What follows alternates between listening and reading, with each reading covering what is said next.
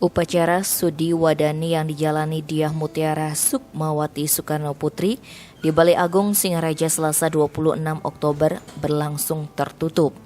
Yang diperkenankan masuk ke areal upacara hanya keluarga besar dan sejumlah undangan tertentu.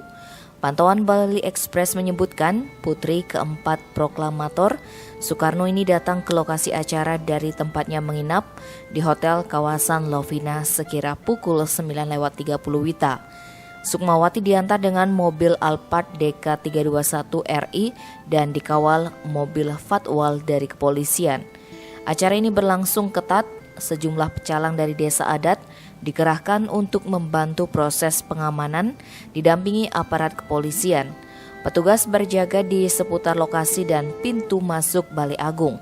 Tidak sedikit pula tamu undangan terpaksa gigit jari karena tidak diperkenankan masuk. Tak pelak mereka terpaksa putar arah, namun masih ada pula yang rela menunggu di Balai Banjar Balai Agung. Kondisi ini membuat jalan Singaraja git-git tersendat. Made Hardika selaku penglingsir Balai Agung ditemui di dekat lokasi acara mengatakan, acara ini hanya untuk internal. Namun setelah acara selesai akan ada press release dengan awak media. Dikatakan Hardika pihaknya belum mengetahui secara pasti hingga jam berapa pelaksanaan upacara Sudi Wadani yang dijalani Sukmawati berlangsung. Namun sepengetahuannya pelaksanaan upacara ini berlangsung dengan prokes ketat. Tim Bali Express melaporkan.